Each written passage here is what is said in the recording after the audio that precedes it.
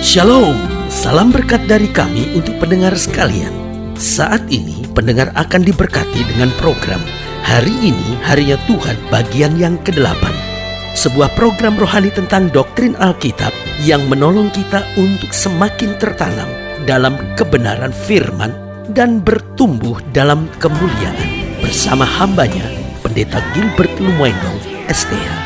Banyak orang merasa doktrin Alkitab sebagai sesuatu yang membingungkan. Tetapi tahukah saudara bahwa doktrin Alkitab intinya adalah memahami Alkitab dengan benar, dengan pemahaman yang sistematis, sehingga kita terus dapat tertanam di dalam kebenaran firman, sehingga kita terus bertumbuh di dalam kemuliaan Allah.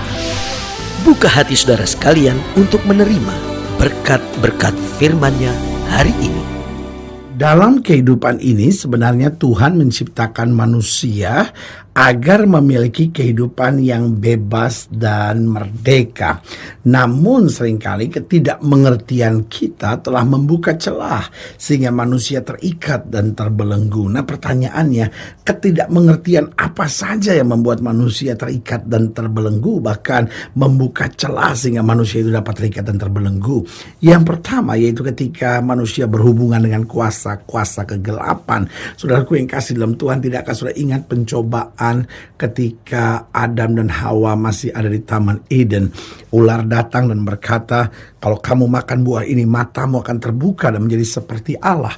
Nah, saudaraku yang kasih dalam Tuhan, ujian terhadap kuasa-kuasa kegelapan juga sama. Tawaran dari dukun-dukun paranormal, kita akan bisa sehat, ya kan? Kita akan bisa mengerti hari esok, kita akan bisa begini, kita akan bisa begitu, kita akan punya kekebalan, kita tidak akan bisa mati, kita tahan dibacok dan segala sesuatunya. Saudaraku yang kasih dalam Tuhan, itu tawaran persis seperti yang ditawarkan oleh iblis ketika Adam dan Hawa di Taman Eden. Makanya banyak orang sekarang senang dengan ramalan-ramalan, orang sekarang senang dengan ilmu-ilmu kebal, orang sekarang senang dengan tenaga-tenaga dalam, orang senang dengan belajar untuk indera keenam dan segala sesuatunya. Saudaraku, kenapa kita nggak belajar punya iman saja, punya iman untuk menyadari bahwa hari esok kita pasti, hari esok kita bersama dengan Tuhan, hari esok kita penuh dengan kecerahan, hari esok kita penuh dengan kemenangan. Kenapa? Karena Tuhan telah berjanji bahwa Dia akan menyertai kita selama jalan hidup kita benar, selama jalan kita dekat dengan Tuhan. Pasti segala janji-janjinya tergenapi. Hanya persoalannya, kita mau terima berkat, kita mau terima kekayaan, tapi kita tidak mau dekat dengan Tuhan. Kita tidak mau hidup dalam firman Tuhan. Apa yang kita mau buat? Kita mau berzina, kita mau hidup enak, kita mau hidup seenaknya, lalu kita mau ingin tetap Tuhan berkati kita. Nah, ini persoalannya. Ini yang ditawarkan oleh kuasa kegelapan.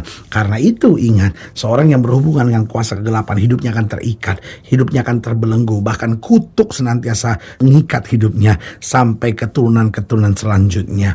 Yang kedua saya pelajari, ketidakmengertian apa saja yang membuat manusia membuka celah sehingga manusia terikat dan terbelenggu, yaitu ketika dia hidup dalam perzinahan. Dia pikir sekedar menikmati keindahan hidup, namanya juga manusia, kadang-kadang gak pernah puas, coba-cobalah pendeta lah gitu ya kan. Kadang-kadang dia pikir cuma coba-coba, tapi hidup dalam perzinahan, mulai dari nonton hal-hal yang cabul, baca-bacaan cabul, bahkan melakukan perselingkuhan, melakukan perzinahan, hubungan seks di luar nikah, lalu hubungan seks sebelum nikah, semuanya itu membuka celah agar kuasa kegelapan bahkan kutuk masuk dan membelenggu hidupnya. Karena itu sebagai hamba Allah, saya mau ingatkan, hidup dalam kesucian, maka kemuliaan Tuhan akan turun dalam hidup saudara.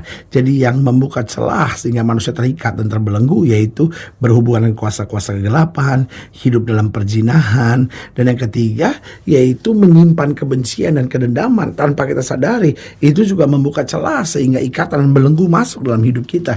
Karena orang yang menyimpan kebencian dan kedendaman, hidupnya terus dikendalikan oleh hawa-hawa panas dunia ini, sehingga apa yang terjadi? Selalu hidupnya mau bunuh diri, selalu hidupnya kehilangan kebahagiaan, selalu putus asa, selalu mau dendam, mau marah, emosi meledak-ledak. Kenapa? Karena dia simpan kebencian, kedendaman. Waktu dia mau berani ngampunin, maka apa yang terjadi? Roh Kudus dengan roh yang manis dan lembut, dengan kuasa kemuliaannya akan turun dan membasuh kita, menyucikan hidup kita, memberi damai sejahtera dalam jiwa kita. Dan yang keempat, apa saja yang telah membuat manusia terikat dan terbelenggu?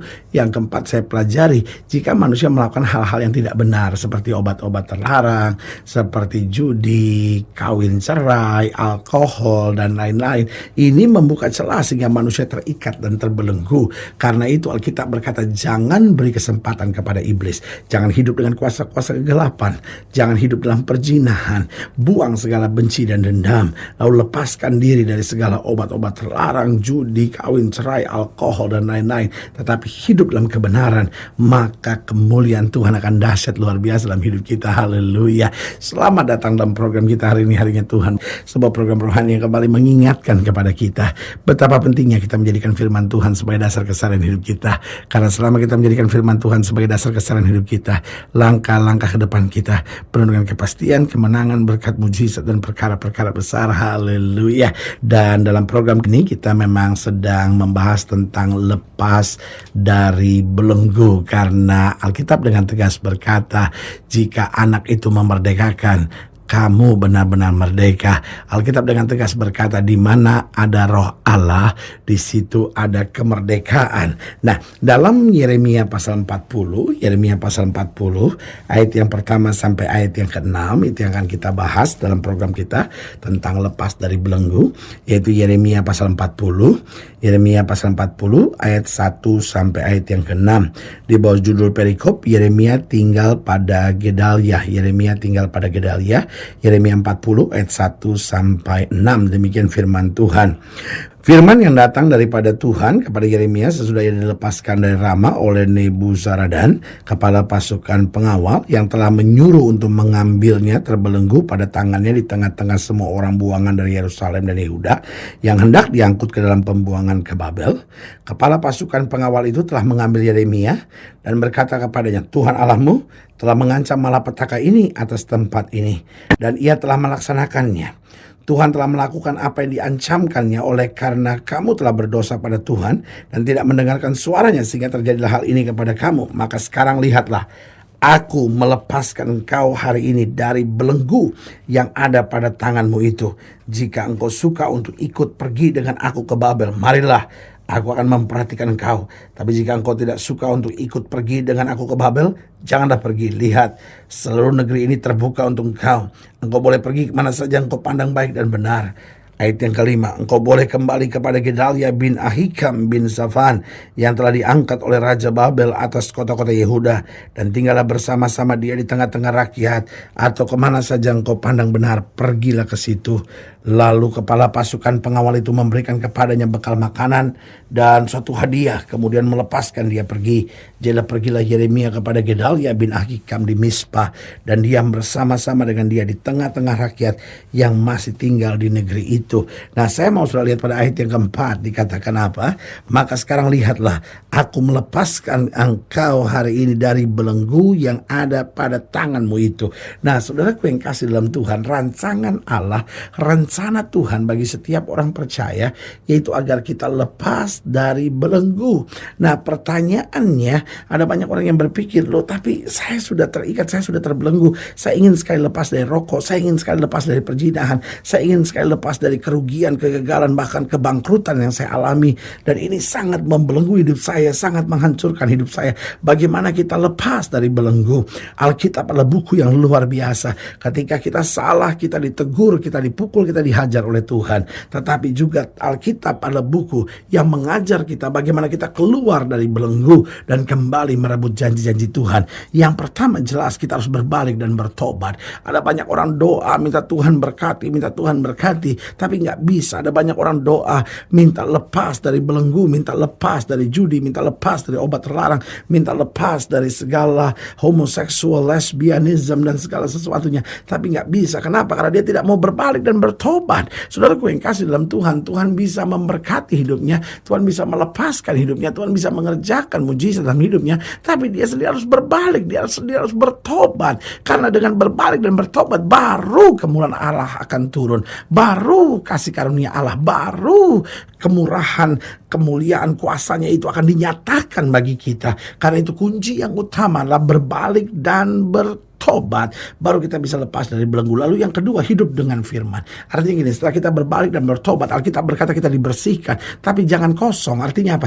Hidup kita harus diisi oleh firman, hidup kita harus diisi oleh firman, hidup kita harus diisi oleh firman. Karena Alkitab berkata, jika firman ada dalam hidup kita, haleluya, maka kita kuat menghadapi segala sesuatu. Karena Alkitab bilang orang yang hidup seturut dengan firman Tuhan, maka dia seperti orang yang membangun rumahnya di atas dasar batu karang, tidak dapat digoncangkan. Jadi bagaimana lepas dari belenggu? Yang pertama, berbalik dan bertobat. Yang kedua, hidup dengan firman.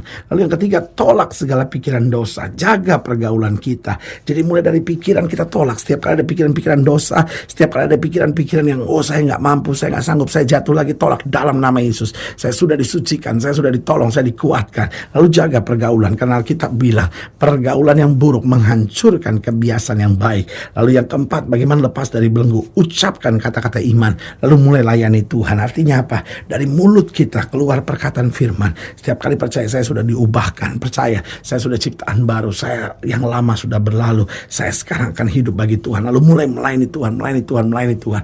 Karena makin kita dalam melayani Tuhan, makin kita melihat kuasa Tuhan melayani kita. Haleluya. Saudaraku yang kasih dalam Tuhan, jika saya ingin dilayani lebih jauh, hubungi kami melalui telepon, hubungi kami melalui surat, kunjungi website kami, karena kami ada untuk membawa Bapak Ibu sudah senantiasa lebih dekat pada Tuhan dan mengalami kasih kuasa mujizat yang luar biasa. Haleluya. Secara khusus melalui program ini juga saya mau berdoa buat setiap orang yang sakit, setiap orang yang berbeban berat, karena saya percaya bahwa bagi Allah tidak ada perkara yang mustahil. Nah, saudara ingin didoakan secara khusus, boleh taruh tangan kanan saudara di dada dan kita akan berdoa. Mari kita berdoa. Bapa, dalam nama Yesus, hamba doa buat yang sakit, hamba doa buat yang berbeban berat, hamba doa untuk setiap mereka yang sedang menghadapi masa-masa yang sukar, karena hamba percaya bahwa bagi Allah tidak ada perkara yang mustahil.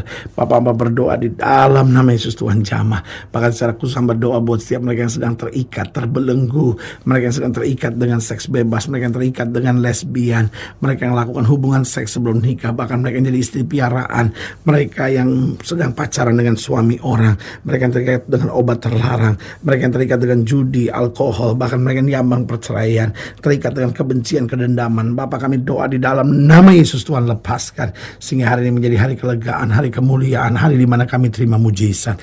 Di dalam nama Yesus kami berdoa. Haleluya. Amen.